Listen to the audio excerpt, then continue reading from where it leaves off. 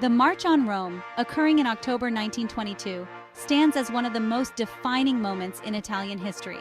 It marked the dramatic rise of Benito Mussolini and his fascist party, fundamentally altering the political landscape of Italy.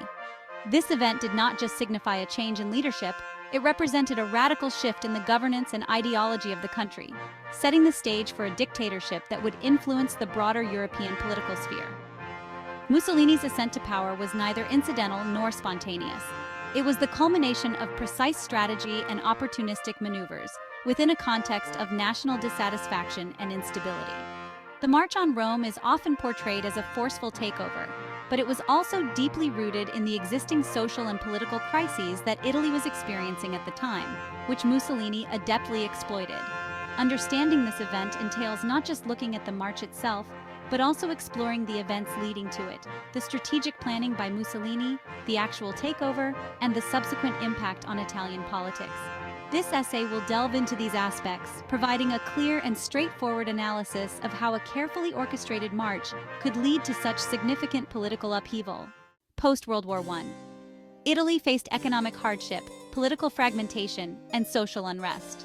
The war drained Italy, leaving it in turmoil. High unemployment and rising inflation plagued the nation. Dissatisfaction and unrest grew among the populace. The political landscape was unstable. The liberal government was seen as weak. Italians lost faith in traditional parties, seeking new leadership. Mussolini emerged, promising order and national pride. Benito Mussolini's strategic acumen was evident in his formation of the Fascist Party in 1919. The party was initially composed of disillusioned war veterans, nationalist intellectuals, and aggressive young men who opposed the socialists and communists. Mussolini's rhetoric skillfully blended nationalism, anti-communism, and the promise of renewal, attracting a diverse following. His ability to unify these various groups under the fascist banner was crucial to his strategy. Mussolini also capitalized on the power of propaganda and public spectacle. He used the media to spread his message, staged grandiose public gatherings, and employed symbols that resonated with Italian patriotism. These tactics were not only about gaining visibility, but also about creating a sense of inevitability regarding fascist ascendancy, which intimidated opponents and galvanized supporters. The strategy for the March on Rome itself was a masterclass in leveraging power dynamics.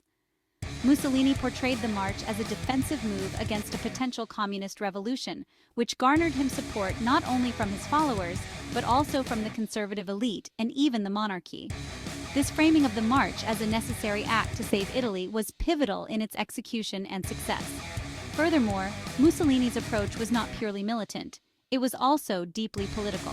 He maintained open channels with key political figures, including King Victor Emmanuel III, ensuring that his movement was seen as a legitimate political force rather than a mere rebel group. This dual approach of visible strength and behind-the-scenes negotiations was instrumental in the success of the fascist takeover. Section 4. The Seizure of Power, the March and its Outcomes. The March on Rome began on October 28, 1922, with thousands of fascists, known as black shirts, converging on the city. It was more a symbolic act than a violent overthrow, as the government had already crumbled under the pressure. The march demonstrated Mussolini's ability to mobilize a mass movement and signaled an undeniable shift in power, compelling the king to take action. King Victor Emmanuel III, facing the prospect of civil war and convinced by Mussolini's promise of stability, opted to invite Mussolini to form a government. On October 29, 1922, Mussolini was appointed Prime Minister of Italy. This appointment was the culmination of a well-orchestrated campaign that used the threat of force more than force itself, a tactic that proved to be incredibly effective.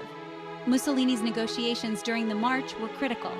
He managed to present himself as the only viable alternative to chaos, persuading not only the king, but also the broader establishment that supporting him was in their best interest. This ability to maneuver within the existing political system to his advantage was a key factor in his swift rise to power. Once in power, Mussolini moved quickly to consolidate his control, transforming his leadership into a dictatorship. The March on Rome was not just the beginning of fascist rule, but also the foundation for future authoritarian measures.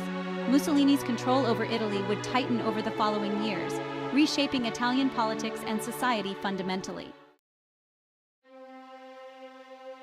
Section 5. Impact shaping Italian politics.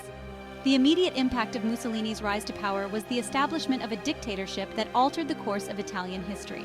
His regime centralized power, suppressed opposition, and created a cult of personality around Mussolini himself. This transformation had profound implications not only for Italy's domestic policies, but also for its international relations. In the long term, Mussolini's rule paved the way for the establishment of a totalitarian state, which influenced similar movements across Europe. The fascist model of governance, characterized by strong, centralized control and aggressive nationalism, became a reference point for other authoritarian leaders. Mussolini's Italy thus played a critical role in the ideological battles of the 20th century, particularly during World War II. Mussolini's policies also had significant social impacts. The regime promoted values of loyalty, discipline, and sacrifice, which were enforced through propaganda and education. These values permeated Italian society, altering social norms and expectations. Furthermore, the fascist government undertook extensive public works projects, which, while aimed at bolstering the regime's image, also modernized Italy's infrastructure. The March on Rome and Mussolini's subsequent rule also had lasting effects on Italian political culture. The legacy of fascism in Italy is complex, influencing political discourse and practices long after Mussolini's fall. It serves as a reminder of the dangers of authoritarianism and the importance of maintaining democratic institutions and norms. Section 6. Conclusion. Reflecting on the march's historical significance. The March on Rome was more than just a political maneuver.